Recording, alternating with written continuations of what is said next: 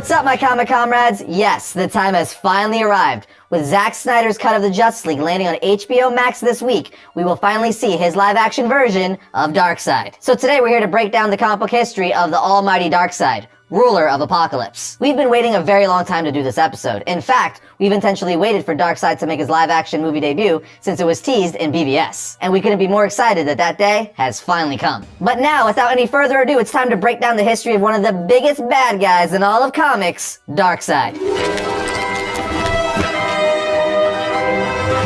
Darkseid first appeared as a cameo in Superman's pal Jimmy Olsen issue 134 in November of 1970, before making his first full appearance in Forever People issue 1 in February of 1971. He was created by none other than the great Jack Kirby. It all started when Kirby went to DC Comics to work on Superman's pal Jimmy Olsen with issue 133. As soon as he was put on the book, he started laying down the groundwork for his creation and idea, the Fourth World, which in layman's terms is his universe of eternal conflict between good and evil, aka New Genesis versus Apocalypse. Then literally on a second issue of Superman's pal, he put a cameo of Darkseid. Darkseid was originally intended to be the main villain for the Forever People, New Gods, and Mr. Miracle titles, which to be fair, he was, but Darkseid grew to become even more than that. You see, after the cancellation of those titles, DC was like, yeah, we still want to see Darkseid, so he would continue to make appearances as a villain in some major DC titles, ultimately fighting characters like Superman and Batman, and then even the entire Justice League. As for how Jack Kirby came up with Darkseid, well, as legend has it, he modeled Darkseid's face off of actor Jack Palance, while the villain's personality was inspired by Adolf Hitler and Richard Nixon. And I gotta say, if you're gonna have a villain inspired by someone, it doesn't get much eviler than Hitler. But now that you know a little bit about Darkseid's real-world creation,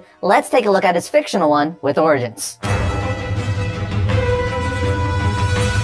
Now, Darkseid has had two major origins over the years. His original Jack Kirby one, and the one from the 2011 New 52 reboot. And though I'm not sure which origin they're going to be pulling from most for Zack Snyder's Justice League, I will say, that doesn't matter. Because us true Darkseid and Fourth World fans know, there's only one real origin for Darkseid, and that's the one created and told to us by Jack the King Kirby. So that's the one I'm about to break down. It all starts with the origin of the New Gods, because as we know, Darkseid is a new god. You see, as Jack Kirby told us himself, many, many years ago, there came a time when the old gods died. The brave died with the cunning. The noble perished, locked in battle with unleashed evil. It was the last day for them. An ancient era was passing, and fury holocaust. The final moment came with the fatal release of indescribable power, which tore the home of the old gods asunder, split into two great halves, and filled the universe with the blinding death flash of destruction. In the end, there were two giant molten bodies, spinning slow and barren, clean of all that had gone before. Drift in the feeding sounds of cosmic thunder. Silence closed upon what had happened. A long, deep silence wrapped in massive darkness. It was this way for an age. Then there was new light. And out of this light, the new gods were born. But like any civilization, alien or not, there's good and there's evil. Now, as I just mentioned a moment ago, the homeworld of the old gods was split into two during its destruction, with each one ultimately becoming its own new planet. One essentially becoming heaven and the other one hell. That's not literal, that's just the best way to look at it. And of course, we're here to elaborate on Darkseid, who rules the evil hell planet named Apocalypse.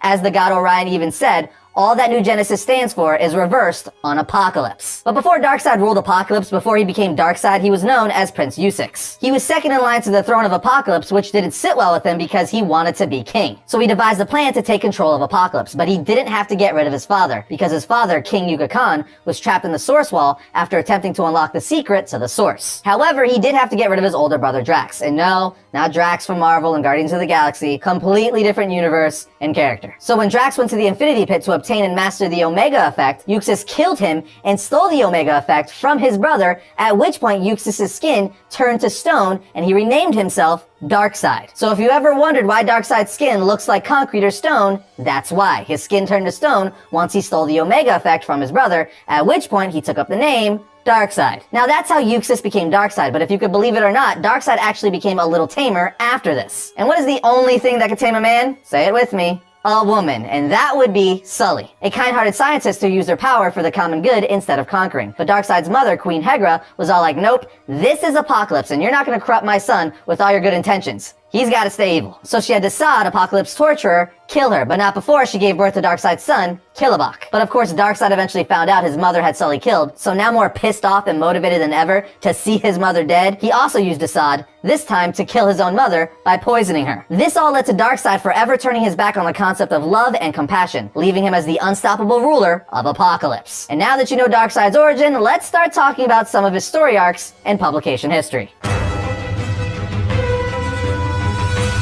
Now, when you think Darkseid story arcs in comics, there's obviously several that come to mind, one of which being the Great Darkness Saga. And the reason for that is it takes place 1,000 years in the future, where Darkseid has been gone for centuries. To say he's a distant memory would be an understatement, but just because he's forgotten doesn't mean he's gone and not gonna make a comeback. And that's exactly what he does when he returns 1,000 years into the future and starts fighting with the heroes of this time, aka the Legion of Superheroes. Once back, he uses magic and science, aka alchemy, to make himself even more powerful. He then places the planet Daxam under a yellow sun to give all of its Kryptonian inhabitants Superman-like powers. If you didn't know, the planet Daxam is made up of a colony of Kryptonians who left Krypton to explore the universe. Anyway, Darkseid then puts them under mind control and uses them to try to conquer the universe. But of course, in the end, the Legion of Superheroes are like, yeah, that's not gonna happen, and defeated Darkseid. We then have the Darkseid story from the Seven Soldiers Mr. Miracle miniseries from 2005, which gave us Boss Darkseid. Basically what happens here is it's revealed that Darkseid has finally got what he's always wanted, the anti-life equation. And once he gets it, he uses it to destroy all of Fourth World. If you don't know what Fourth World is, it's Jack Kirby's universe where the New Gods live, both New Genesis and Apocalypse. And Darkseid destroyed all of it. Because of this, the New Gods fled to Earth where they would stay in hiding. And this is where things get crazy. We learn that Highfather and everyone that follows him are now a group of homeless people. We also learn that both Metron and Black Racer use wheelchairs, Granny Goodness became a woman pimp for the female Furies,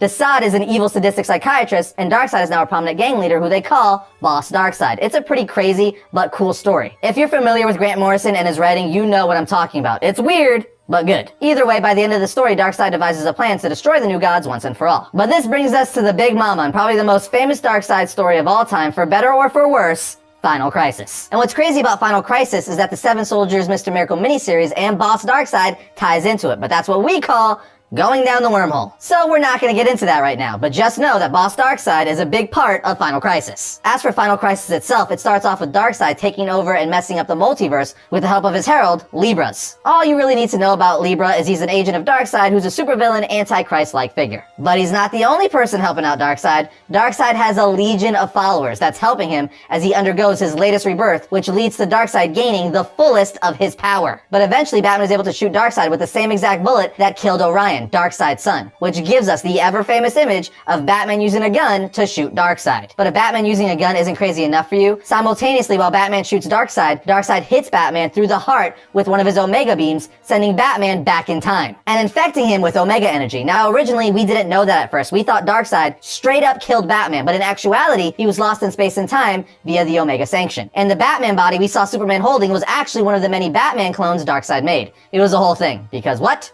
Comics. This leads to a confrontation with Superman and Darkseid, and of course Superman is extremely pissed that he just killed his best friend, and you know, is also destroying the universe. But Darkseid just mocks Superman as he failed to defend Earth, and also tells him that he created a doomsday singularity that is going to threaten all of existence. So of course Superman is like, yep, I'm gonna beat the crap out of you now. But when he starts doing so, Darkseid tells him that he doesn't only exist in that body. He now exists in all the bodies who fell to the power of the anti-life equation, and that killing him would also be killing all of humanity. Long story short, before Darkseid can kill Superman, Wally West and Barry Allen show up, bringing Black Racer to kill Darkseid, along with Wonder Woman, who then uses her lasso to hold Darkseid's spirit form, which in turn frees humanity from Darkseid's anti-life equation and being controlled by him. Then as a last-ditch effort, if you will, Darkseid's disembodied essence appears and tries to take control of the Miracle Machine. If you don't know, the Miracle Machine turns thoughts into reality. But Superman's like, yeah, no, that's not gonna happen, and instead uses the solar energy within his cells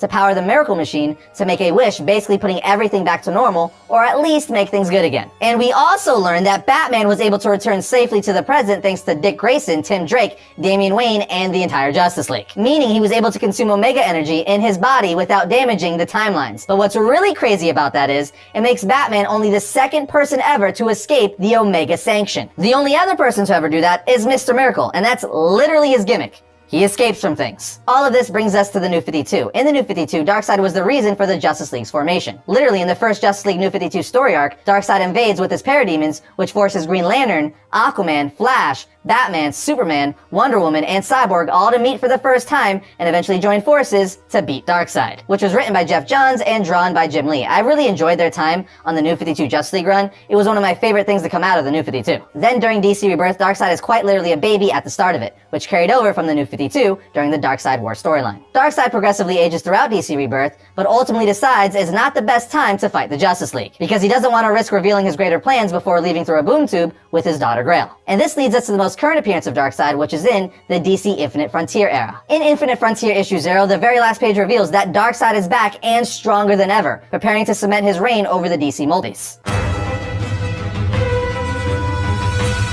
Darkseid is incredibly powerful. He's easily one of the most powerful beings in the DC multiverse. Because of this, he's conquered entire universes. There's a reason all of Apocalypse worships him as the god of evil. Darkseid's strength is up there with the likes of Trigon and the Anti-Monitor. With that said, let's start breaking down some of his powers individually, or at least start listing them. He has a new god physiology, meaning he has incredible strength due to their relative proximity to the Source, which, as us DC fans know, is a mysterious energy that fuels everything in DC. It's quite literally the source of all. Because of this, he has superhuman strength and could easily lift 100 tons. He's also held off the entire Justice League by himself. And considering you have two heavy hitters like Superman and Wonder Woman on the team, amongst the fastest man alive and the king of the sea, that's insane. But let's keep going. Darkseid is fueled by the Omega Effect. For those of you who don't know, the Omega Effect is a force of entropy from the destructive side of the Source. This gives him his iconic Omega beams, which are beams he has complete control over that he shoots from his eyes. They essentially act as trackers following its target wherever it moves, and when they hit, they pretty much can destroy anything. But he also has telepathy, mind control, telekinesis, energy manipulation, energy enhanced strikes,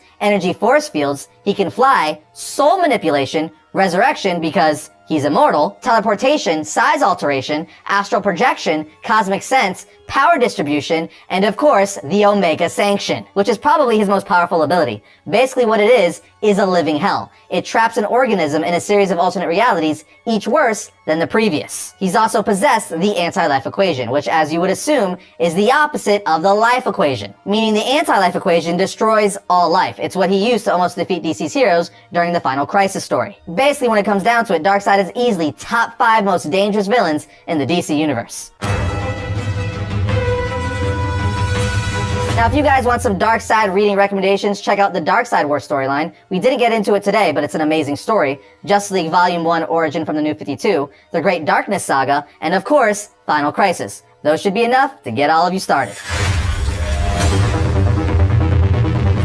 First up for the week of the 17th, we have Justice League issue 59. This issue is the start of a new era for the Justice League written by Brian Michael Bendis, with an all-new lineup including Superman, Batman, The Flash, Hawkgirl, Aquaman, Hippolyta, Naomi, and Black Adam. In it, Superman is leading the charge to reinvent the Justice League, and at the same time, a new cosmic power threat arrives from Naomi's homeworld to rule the Earth. Here we have Nightwing issue 78. Nightwing is back, and his drive to keep Bloodhaven safe has never been stronger. But his adopted city has elected a new mayor with the last name Zuko. So when Nightwing enlists Batgirl's help to investigate the politician bearing the same name as the man who murdered his parents, she unearths details that will shock and fundamentally change the hero. Next up, we have Ultra Mega issue 1. A cosmic plague has spread, transforming everyday people into violent, monstrous kaiju. Only the Ultra Mega 3 individuals imbued with incredible powers hold the line against the madness. Their battle level cities and leave untold horror in their wake. If you're a fan of giant monsters and things like Ultraman, this book is for you. And finally, we have Thor issue 13. Odin has been found, but he's not the same All-Father he once was. So what does that mean for Thor? And just like that, that brings today's episode of Variant to a close. And if you like the channel, as always, be sure to subscribe, like, and comment.